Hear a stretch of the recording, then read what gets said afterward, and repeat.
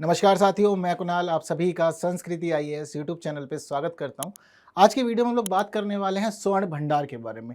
सिर्फ भारत के ही स्वर्ण भंडार के बारे में नहीं, बल्कि विश्व के अनेक देशों के स्वर्ण भंडार के बारे में, क्योंकि अभी एक रिपोर्ट प्रकाशित हुई है और यह रिपोर्ट प्रकाशित की गई है विश्व स्वर्ण परिषद के द्वारा, जिसमें यह बताया गया है कि वर्तमान स्थिति में दुनिया के किस देश के पास में कितना स्वर्ण भंडार है और किस प्रकार वह मजबूत स्थिति में लगातार पहुंच गया। इस पूरी रिपोर्ट के अंदर एक जगह भारत का भी उल्लेख किया गया है, तो देखेंगे कि भारत की वर्तमान में क्या स्थिति है स्वर्ण भंडार के मामले में और दुनिया का हर देश स्वर्ण के पीछे क्यों भाग रहा है, वह क्यों चाहता है कि उसके भंडार में स्वर्ण रहे। यह कारण भी हम लोग आज के इस वीडियो में अच्छे से जानेंगे। लेकिन इन सभी बातों को जानने समझने से पहले ज़रूरी है कि आप लोग देख लीजिए एक प्रश्न जो आपसे प्री एग्जाम में पूछा जा सकता है। यदि आप लोग को चीज़ें पहले ही पता है तो आंसर बस कुछ नहीं करना, कॉमेंट कर दीजिए। अपने नोट्स ज़रूर बना लीजिएगा, क्योंकि यह पूरा टॉपिक आपके मेन्स एग्जाम्स के लिए भी बहुत अधिक खास है। बस इतना ही, चलिए और बढ़ते हैं आगे और समझते हैं अपने पूरे विषय को। तो देखिए, यह जो रिपोर्ट है, यह रिपोर्ट जो संबंधित है, मुख्य रूप से संबंधित है वर्ष 2023 की तीसरी तिमाही से। तो आप सभी को पता है कि हमारा जो वर्ष जनरली कभी उसको हाफ कर दिया जाता है, कभी 4 भागों में बांट दिया जाता है, कभी 3 भागों में बांट दिया जाता है। तो यह जो रिपोर्ट है यह बता रही है कि जब वर्ष 2023 की तीसरी तिमाही चल रही थी तो उस समय क्या क्या स्थिति थी दुनिया के अलग अलग देशों के पास स्वर्ण भंडार की। अब आप सोच रहे होंगे कि ये तो 6 महीने पुरानी बात हो गई। बात ठीक है, आप भी गलत नहीं है, लेकिन देखो चीज़ों का एनालिसिस करना, जानना समझना, डाटा कलेक्ट करना, इन सब में ना बहुत ही टाइम लग जाता है। तो इसी वजह से जब हम देखते हैं कोई रिपोर्ट आ रही है तो रिपोर्ट्स जर्नली या तो पिछले वर्ष से संबंधित होती है या फिर 6 महीने या 3 महीने पुरानी अमूमन होती ही है, ऐसा हम लोग देख पाते हैं। तो कब से जुड़ी हुई ये बात भी ध्यान रखनी है। अभी हम जो स्थिति जान रहे हैं यह जान रहे हैं वर्ष 2023 की तीसरी तिमाही के बारे में। यह रिपोर्ट हमें यह बताती है कि इसमें सूची जो बनाई गई है उसमें अमेरिका शीर्ष पर है, यानी कि पूरी दुनिया में सबसे अधिक स्वर्ण का भंडार किसी देश के पास है तो वह अमेरिका है। कितना स्वर्ण भंडार है? 8133.46 टन स्वर्ण भंडार है, दुनिया में सबसे ज्यादा है। अगर इसकी हम आज के समय में कीमत समझें तो पता लगता है कि इसका कुल मूल्य है $4,89,133 मिलियन है। बहुत ज़्यादा है अपने आप में। ज़रूरी है क्योंकि यह अपने स्टॉक में इतना अधिक स्वर्ण रखे, इकोनॉमी को स्टेबिलिटी देने के लिए, इकोनॉमिक ग्रोथ के लिए यह सभी चीज़ें ज़रूरी होती है। इसने काफ़ी अधिक फोकस किया और काफ़ी ज़्यादा स्वर्ण इकट्ठा भी कर लिया है। अगर इसके पास हम कुल विदेशी भंडार समझें तो अमेरिका के पास कुल विदेशी भंडार यानी कि फॉरेक्स के साथ में गोल्ड, अगर दोनों को मिलाते हैं तो पता लगता है कि इसके टोटल में 68% गोल्ड है। दुनिया में सबसे अधिक महत्वपूर्ण जो आज के समय में करेंसी आप सभी को पता है कि यूएस डॉलर है। अब दुनिया का कोई भी और देश होता है ना अमेरिका के अलावा, तो उसकी मंशा रहती है कि उसके रिजर्व में अधिक से अधिक यूएस डॉलर हो। यूएस डॉलर के अलावा जो और बाकी देश हैं जिनके साथ ट्रेड अच्छी मात्रा में होता है, जिनकी करेंसी की वैल्यू ज़्यादा है, हर देश यह भी प्रयास करता है कि उसके फॉरेक्स रिजर्व के अंदर उस देश की करेंसी भी मौजूद रहे, एक अच्छी मात्रा में रहे, ताकि कभी भी ग्लोबल टर्मोइल हो, कुछ भी उथल पुथल हो या स्थिति कैसी भी हो, किसी एक देश से संबंध बिगड़ भी जाए तो उसके बावजूद उसकी व्यवस्था अच्छी खासी स्थिति में बनी रहे, सब कुछ चलता रहे। वहीं दूसरी खास बात यह है कि देशों की करेंसी ऊपर नीचे होती है, इसीलिए हर देश फोकस करता है कि गोल्ड को अधिक से अधिक मात्रा में रखा जाए, क्योंकि करेंसी ऊपर नीचे हो सकती है, इसमें कोई दो राह नहीं है, लेकिन गोल्ड आपके लिए हमेशा एक स्थायी व्यवस्था सुनिश्चित करता है, आपकी इकोनॉमी को स्टेबिलिटी देता है, जिस वजह से यह सब कुछ हो रहा है। अब दुनिया में सबसे महत्वपूर्ण करेंसी जिसको यूनिवर्सल एक्सेप्टेड करेंसी माना जाता है वह तो हो गया यूएस डॉलर। चलिए, बात यहां भी ठीक है। अब अमेरिका कह रहा है कि मेरे तो पूरे देश में ही ना यूएस डॉलर घूम रहा है, छोटी छोटी दुकान में चले जाओ, चाहे बड़े बड़े कॉम्प्लेक्स में चले जाओ, कहीं मॉल में चले जाओ, मेरे यहाँ तो भिखारी भी डॉलर ही लेता है, तो मैं क्यों उसको अपने फॉरेक्स में रखूं? मुझे क्या ही जरूरत है फॉरेक्स रखने की। तो इसलिए इसने क्या किया कि अपने फॉरेन रिजर्व के अंदर इसने जो संचय किया है, मुख्य रूप से गोल्ड संचय किया है, जो इसके कुल फॉरेक्स रिजर्व का 68% बनता है। काफी ज्यादा है अपने आप में, क्योंकि हर चीज के पीछे रीजन होता है। इसने गोल्ड पर अधिक फोकस किया क्योंकि इसके पास में पूरी इकोनॉमी के अंदर यूएस डॉलर चल रहा है, लेकिन दुनिया के और जो देश हैं वह डॉलर का संचय करते हैं। तो इस वजह से हम देखते हैं कि उनके पास जो परसेंटेज है यहाँ जो गोल्ड का होना चाहिए वह काफी कम भी रह जाता है। जैसे कि दूसरे स्थान पे जो देश है उसकी हम बात करें तो उसमें नाम है जर्मनी का। जर्मनी के पास दुनिया में दूसरे स्थान पर सबसे अधिक गोल्ड है अपने रिजर्व में। कितना है? 3,352.65 टन है अनुमानित रूप से। अगर हम टॉप 5 कंट्रीज को समझें तो अमेरिका, जर्मनी के बाद नाम आता है इटली, फ्रांस और रशिया का।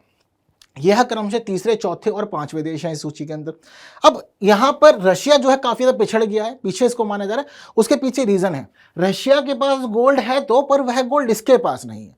दरअसल इसका जो गोल्ड था वह दुनिया में अलग अलग जगह पे इसने रखा हुआ था, कहीं पर बैंक्स में या कहीं पे किसी और रूप में इसने रखा हुआ था। अब क्या हुआ कि जैसे ही रशिया ने हमला किया यूक्रेन के ऊपर ना, तो जितने भी पश्चिमी देशों के पास इसका गोल्ड था, सबने इसका गोल्ड सीज कर लिया है। अब ये बेचारा परेशान है कि कैसे कैसे मैं उनसे अपना गोल्ड निकलवाऊं। तो ये अलग अलग जो भी हो सकते हैं वह सब उपाय कर रहा है, सारे जुगाड़ लगा रहा है कि मैं इनसे अपना गोल्ड वापस ले लूं, पर अभी तक कोई खास लाभ नहीं मिला। इसलिए इसने अब एक नया जो सेक्टर है वह तलाशा। इसने कहा कि मैं जलवायु परिवर्तन निधि के लिए उस गोल्ड का प्रयोग करना चाहता हूं, इसलिए आप मुझे मेरा गोल्ड वापस करो। मैं जैसे ही जलवायु परिवर्तन निधि के अंदर यह गोल्ड उपयोग करूंगा तो जो हमारे दुनिया के विकासशील देश हैं, उन विकासशील देशों को बहुत अधिक मदद होगी, उनको लाभ मिलेगा। और जो एक बड़ा गैप बना हुआ है ना डेवलप्ड और डेवलपिंग कंट्रीज के बीच में, हम उस गैप को भी खत्म कर पाएंगे। तो अभी यह इस तरफ फोकस कर रहा है अपना गोल्ड निकालने के लिए।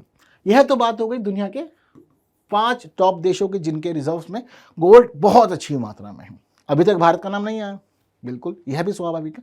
एक काम करते हैं, अब समझते हैं कि जो मेन लिस्ट है ना टॉप 20 कंट्रीज की, उनको समझते हैं और देखते हैं कि भारत कहां पर है, और भारत से जुड़ी जो महत्वपूर्ण बातें होंगी उनको भी हम लोग अच्छे से समझेंगे।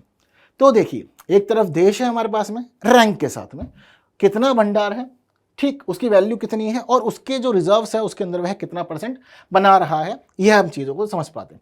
सबसे ऊपर संयुक्त राज्य अमेरिका की स्थिति समझ ली, कितना गोल्ड है, 8,133.46 टन। कुल अगर इसकी वैल्यू समझते हैं तो पता लगता है 4,89,133.74 मिलियन डॉलर। इसके फॉरेक्स रिजर्व में पार्ट है इसका 68.22%। Germany 3,352.65 tonne. अगर इसका हम लोग प्राइस समझते हैं तो है 2,01,623.07 मिलियन डॉलर। इसके फॉरेक्स रिजर्व में 67.34%। थर्ड पे इटली है 2,451.84 टन, 1,47,449.64 मिलियन डॉलर इसकी कुल वैल्यू है, और यह इसके फॉरेक्स रिजर्व में 64.41% की वैल्यू रखा हुआ है। फ्रांस की अगर हम लोग बात करें तो 2,436.88 टन है, जिसकी वैल्यू है 1,46,551.80। इसके फॉरेन रिजर्व्स के अंदर वैल्यू बन पा रही है 66.09%। ठीक है, तो ये तो टॉप कंट्रीज हो गए। टॉप कंट्रीज के अलावा देखो लिस्ट जो है काफी लंबी है, लेकिन हम लोग समझते हैं भारत की स्थिति क्या है। तो देखिए, भारत इस सूची में 9वें स्थान पर है। भारत के पास जो कुल गोल्ड है उसकी संख्या है 800.78 टन, काफी अच्छी मात्रा में है। अगर इसके वैल्यू पता करें तो चलता है कि 48,157.71 मिलियन डॉलर इसकी कुल वैल्यू है, और यह भारत के कुल फॉरेन रिजर्व का 8.13% है। काफी अच्छी मात्रा में हमने मेंटेन किया हुआ है। एक दूसरी खास बात यहाँ देखने वाली है कि भारत से जो देश आगे हैं उसमें नाम शामिल है America, Germany, Italy, France, Russia, China, Switzerland और जापान का। वहीं दुनिया के कुछ जो विकसित देश माने जाते हैं, जो अमीर इकोनॉमी माने जाते हैं देश, वह भारत से पीछे चल रहे हैं। अगर हम लोग खास नाम देखें तो देखिए, उस दौरान हमें यहाँ पे देखने को मिलता है कि सऊदी अरब भारत से पीछे है, यूके भी भारत से पीछे है, स्पेन भी भारत से पीछे, इसके अलावा और भी देश इस सूची में शामिल है। तो भारत इन 20 देशों की सूची के अंदर 9वें स्थान पर है। यह हम लोग के लिए एक महत्वपूर्ण उपलब्धि है। लेकिन ऐसा हो क्यों रहा है, इसके पीछे एक बड़ा कारण है। अब भारत यहाँ पर पूरी दुनिया में 9वां सबसे बड़ा स्वर्ण भंडार वाला देश बन गया है, ठीक, लेकिन उस सब के बावजूद हमें एक खास बात पता लगती है सरकारी आंकड़ों से, वह यह है कि भारत सरकार ने वर्ष 2017 के बाद से तेजी से अपने रिजर्व्स के अंदर गोल्ड को बढ़ाने के लिए उपाय किए हैं अलग अलग।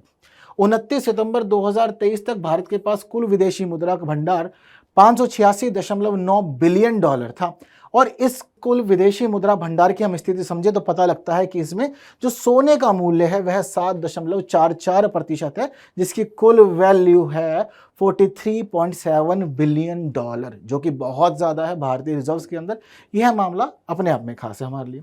वहीं इसके साथ साथ हम एक खास चीज़ और देख रहे हैं कि अलग अलग आंकड़े, थोड़ा सा ये जो रिपोर्ट की हम लोग बात कर रहे हैं वह यहाँ पर स्थिति है, और वहीं जो नीचे वाले जो आंकड़े हैं वह थोड़ा सा ऊपर नीचे दिखा रहे हैं, लगभग उसके आसपास ही है। उसके पीछे का रीज़न यह है कि यह सरकारी आंकड़ों के अनुरूप है, और जो रिपोर्ट तैयार की गई है वह पूरी दुनिया में अलग अलग आधारों से तैयार की गई है। तो थोड़ा बहुत अंतर है सरकारी आंकड़ों और इस रिपोर्ट के अंदर, पर बहुत अधिक अंतर भी नहीं है, यह हम यहाँ पर देख सकते हैं। इसके साथ साथ हमें पता लगता है कि लगातार भारत सरकार प्रयास कर रही है। वर्ष 2022 की तीसरी तिमाही में भारत सरकार ने 9 टन स्वर्ण भंडार खरीदा था। वहीं हम एक बात दे पा रहे हैं कि भाई वर्ष 2017 में होल्डिंग्स को बढ़ाना शुरू किया भारत सरकार ने और वर्ष 2023 तक 248.9 टन स्वर्ण को अपने भंडार में शामिल कर लिया।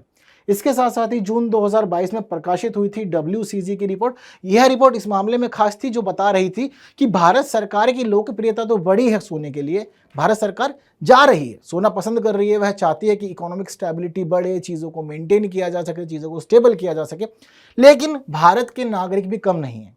और ये बात आप सबको भी पता है कि हम लोग इस मामले में बिल्कुल पीछे नहीं रहते, हम लोग बहुत तेज़ी से सभी आगे जाते हैं और सबको जहाँ भी मौका मिलता है, चाहे दिवाली की बात करें, धनतेरस की बात करें, सोना लोग खरीदना पसंद करते हैं, बहुत ज़्यादा पसंद करते हैं भारत में।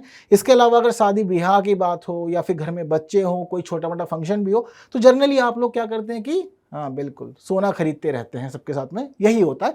तो यह जो रिपोर्ट है जिसकी मैं अपनी बात कर रहा हूँ आप लोग के सामने, WCG की रिपोर्ट, यह रिपोर्ट यही बता रही है कि भारत सरकार तो सरकार, भारत के नागरिक भी इस पूरे मामले में आ गए हैं और बहुत अधिक मात्रा में, अच्छी मात्रा में स्वर्ण को इकट्ठा कर रहे हैं अपने घरों के अंदर। यह रिपोर्ट हमें बताती है कि जून 2022 में भारत के परिवारों के पास में लगभग 21,000 टन सोना था। कब की बात कर रहे हैं? जून 2022 की। 21,000 टन सोना सिर्फ भारत के अलग अलग परिवारों के पास में है।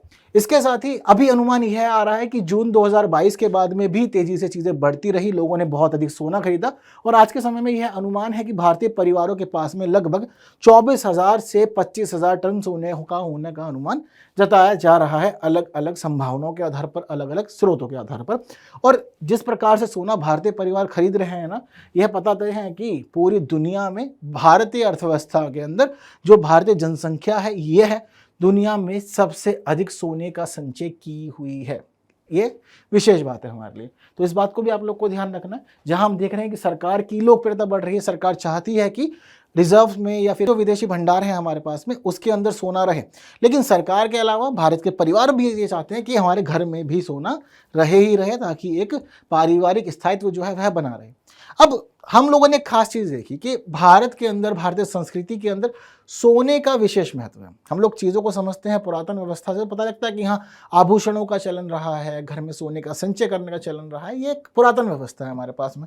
चलो परिवारों की स्थिति समझ में आती है, पर सरकार क्यों इस तरफ आगे बढ़ रही है, सरकार क्यों स्वर्ण को इतना अधिक तवज्जो दे रही है, इतनी वरीयता दे रही है? तो देखिए उसके पीछे का जो रीज़न है वह है इकोनॉमिक जो सिचुएशंस हैं, उनको यहाँ प्रायोरिटी मिल रही है। हम लोग को समझना पड़ेगा फिर एक बार ब्रेटन वुड्स प्रणाली। आप सभी को याद होगा कि एक समय ब्रेटन वुड्स प्रणाली थी। ब्रेटन वुड्स प्रणाली इसलिए स्थापित की गई थी कि कभी भी आप लोग अंतर्राष्ट्रीय स्तर पर विनिमय कर रहे हैं, वस्तुओं की खरीद कर रहे हैं, वस्तुओं की लेन देन कर रहे हैं, तो उस दौरान अलग अलग देशों के बीच में यह विवाद था कि हम आपकी करेंसी को किस प्रकार तोलें, या हम कैसे मानें कि डॉलर बड़ा है और रुपया छोटा है, या रुपया बड़ा है डॉलर छोटा है, यह कैसे माना जाएगा। तो इसको लेकर के बातचीत हुई, प्रॉपर उन्होंने मीटिंग की और माना कि ठीक है, अंतर्राष्ट्रीय विनिमय दर को निर्धारित किया जाना चाहिए और हमें पता होना चाहिए कि किस देश की मुद्रा की क्या वैल्यू है। तो उसी के लिए हुआ था पूरा का पूरा ब्रेटन वुड्स समझौता, जहां पर डॉलर के लिए एक सममूल्य निर्धारित किया गया था। यह निर्धारित किया गया था स्वर्ण के रूप में। स्वर्ण को वहां से महत्व मिलने लगा था और जब कभी भी किसी भी देश को कोई भी चीज आंकनी होती थी, जांचनी होती थी, तो ये उसके पास में मौजूद स्वर्ण भंडारों से आके जाती थी। जिसके पास जितने अधिक स्वर्ण भंडार, उसकी करेंसी उतनी अधिक या उतनी अधिक मूल्य की होनी जाती थी। यह पैटर्न चला। हालांकि इसके अंदर एक बड़ी समस्या यह थी कि देशों को सोने का एक बड़ा भंडार अपने पास मेंटेन करना होता था। यह एक बड़ी समस्या थी, जिस वजह से 1800-1900 के लगभग यह जो पूरा का पूरा सिस्टम था चलन में तो रहा, लेकिन ऐसा माना जाता है कि लगभग एक शताब्दी बाद यह पूरी व्यवस्था फिर ध्वस्त हो गई। आज के समय में जो पूरा का पूरा विनिमय दर का सिस्टम है, यह लोचशील विनिमय दर का सिस्टम है, जहां पर अंतर्राष्ट्रीय बाजार में विनिमय की मांग और पूर्ति के आधार पर, आपकी करेंसी की मांग और पूर्ति के आधार पर चीजों को जाना समझा जाता है और आपके देश की मुद्रा का जो वैल्यू होता है उसको आंका जाता है। अब आज के समय में यही सिस्टम है कि कुछ देशों की मुद्रा की तुलना भारत का रुपया अधिक मूल्य का है, जबकि कुछ देशों की मुद्रा की तुलना में भारत का जो रुपया है वह कम मूल्य का है। तो अभी हम लोग थोड़ा इसी प्रकार की स्थिति से उलझ रहे हैं। लेकिन अब सिस्टम जो है वह रोज चेंज होता है और आप हमेशा ये बात चीज़ों को देखते जानते होंगे कि डॉलर की तुलना में रुपया गिर गया है या उसका मूल्य गिर गया है, और यह भी देखने को मिलता है कि डॉलर की तुलना में रुपये का वैल्यू बढ़ गया है। यह भी हम लोग बढ़ते जानते समझते जनरली रहते हैं। पर क्यों हम चाहते हैं कि हमारे पास में अच्छी मात्रा में अभी भी स्वर्ण रहे? एक समय था जिस समय ब्रिटेन वुड्स की वजह से स्वर्ण भंडार रखने होते थे, लेकिन उस दौरान सभी देशों ने यह समझ लिया कि स्वर्ण भंडार अपने पास रखने का अर्थ यह है कि आप अपनी इकोनॉमी को स्टेबिलिटी दे रहे हैं। इसी वजह से लोकप्रियता बनी रही और आज भी देशों के बीच में सोना लोकप्रिय बना हुआ है। तो देखिए, सबसे पहला जो कारण है वह है एक स्थिर और विश्वसनीय भंडार के रूप में स्वर्ण का महत्व। कि आपके पास अगर सोना होता है, आपको लगता है कि हाँ, हमारे पास एक स्थिर संसाधन है, स्थिर संपत्ति है, अगर पैसा नहीं भी हुआ तो सोने से भी हम बहुत सारा काम कर लेंगे, इकोनॉमिक स्टेबिलिटी को मेंटेन कर लेंगे। आपका विश्वास इसके प्रति अधिक है, इसी वजह से आप पसंद करते हैं कि आपके पास स्टॉक में गोल्ड रहे। दूसरा कारण है कि इकोनॉमी को आर्थिक स्थिरता देना, जैसे कि आपको मैं रेगुलर बता ही रहा हूँ। तीसरा, ऐतिहासिक महत्व जो है, जैसे कि हमें पता लगा था ब्रिटेन वुड्स के दौरान जो भी चीज़ें हो रही थी गोल्ड को जोड़ दिया गया था, तो इसी वजह से जो महत्व था वह अभी तक बहुत अधिक नहीं गिरा, चीज़ें बनी हुई है। व्यवस्था में विविधीकरण होना, यानी कि आपके पास जो भी चीज़ें हैं, यानी कि आप दूसरे देशों की जो भी करेंसी रख पा रहे हैं उनकी करेंसी के साथ साथ में गोल्ड भी रखना। और ऐसा नहीं है कि अगर आपको कभी भी ट्रेड करना है, कुछ भी लेन देन करना तो सिर्फ करेंसी में ही कर सकते हैं। आपके पास यह भी छूट है कि आप गोल्ड को भी दे सकते हैं, गोल्ड को भी स्वीकार कर सकते हैं। गोल्ड भी एक तरह से इंटरनेशनल लेवल पर यूनिवर्सल एक्सेप्टेड एक जो मेटल है वह ये माना भी जाता है। इसकी एक खास बात यह भी है कि इसका अमेरिकी डॉलर से ना ऑपोजिट रिलेशनशिप होता है। अगर कभी भी मार्केट के अंदर डॉलर का वैल्यू गिरेगा ना तो गोल्ड का वैल्यू बढ़ जाएगा। इसी वजह से बहुत सारे देश ना अपने पास में गोल्ड को इकट्ठा करते हैं। उनको लगता है जब कभी भी अमेरिकन इकोनॉमी में कुछ भी उथल पुथल हुई ना तो उन्हें बहुत अधिक लाभ इससे मिलने वाला है। अमेरिका डॉलर का जैसे ही वैल्यू गिरता है ये बढ़ जाता है, उठ जाता है उसके साथ साथ ही। तो एक यह भी कारण है जिस वजह से चाहते हैं कि सबके पास स्टॉक में रहे। वहीं अंतर्राष्ट्रीय व्यापार करना, अगर कभी भी आपके साथ में आपका व्यापार घाटे में चल रहा है या फिर जो भी आपका व्यापार अधिशेष है या फिर व्यापार घाटे की स्थिति में चल रहा है तो उस दौरान आप चीज़ों को मेंटेन कर सकते हैं और लेन देन के लिए भी गोल्ड का उपयोग कर सकते हैं। यह हिस्सा भी आपके पास में आ जाएगा। ठीक, और साथ साथ संकट के समय राहत, मान लीजिए कभी भी अर्थव्यवस्था संकट में चली गई है, आप परेशान हैं, मंदी आ गई है, तो उस दौरान आपने जितना सोने का भंडार किया है ना, आप उस सोने को निकाल सकते हैं और उसका उपयोग कर सकते हैं, अपनी इकोनॉमी को फिर एक बार जिंदा कर सकते हैं। इस वजह से स्टॉक इसको लगातार किया जा रहा है। करेंसी होगी, करेंसी को स्टॉक करेंगे, जो भी उथल पुथल होगी, अंतर्राष्ट्रीय बाजार बदलेगा, वैल्यू गिर जाएगी, लेकिन गोल्ड की वैल्यू वहीं की वहीं पर है। इसी वजह चाहते हैं कि अच्छी से अच्छी मात्रा में गोल्ड रहे और कभी भी जरूरत पड़े तो तुरंत आप इसका उपयोग करके चीजों को वापस से एक नई जिंदगी दे दें। तो यह सभी महत्वपूर्ण कारण हैं जिस वजह से लगातार गोल्ड को इंटरनेशनल मार्केट के अंदर और अलग अलग देश महत्व देते हैं और चाहते हैं कि उनके पास में एक विदेशी भंडार के रूप में यह बना ही रहे। ठीक है, तो यह सारी रही महत्वपूर्ण बात। अब जरूरी है कि आप लोग मेंस से रिलेटेड जो भी नोट्स बनाए जा सकते हैं वह सभी बना लें, ताकि परीक्षा में जब कभी भी पूछा जाए मेंस में तो आप लोग इन सभी बातों का उल्लेख कर सकें। वहीं साथ साथ ब्रिटेन वुड्स सिस्टम और लोचशील विनिमय दर का जो सिस्टम है इसको भी समझ लीजिएगा, ताकि विनिमय दर के साथ आप चीज़ों को अच्छे से जोड़ लें, गोल्ड का महत्व प्रॉपर समझ लें और जान लें कि भारत की क्या स्थिति है पूरी दुनिया में। प्री में यदि कुछ प्रश्न आ सकता है तो एक इस रूप में आ सकता है, तो आप आंसर आप लोग को पता चल गया होगा, जल्दी से आंसर अपना कमेंट कर दीजिए। वहीं इसके साथ साथ मेंस के लिए नोट्स भी ज़रूर बना लीजिएगा। ठीक, तो वीडियो को शेयर करना ना भूलें। उम्मीद करता हूँ कि आपको सेशन पसंद आया होगा, लाइक के बिना भी नहीं जाइएगा। हाँ, आपको आंसर भी चाहिए होगा तो देखिए आप लोग की स्क्रीन पर है। उम्मीद करता हूँ कि सही रहा होगा। हम लोग अगली वीडियो में फिर मुलाकात करेंगे कुछ नई बातों के साथ। तब तक के लिए विदा दीजिए। Thank you so much.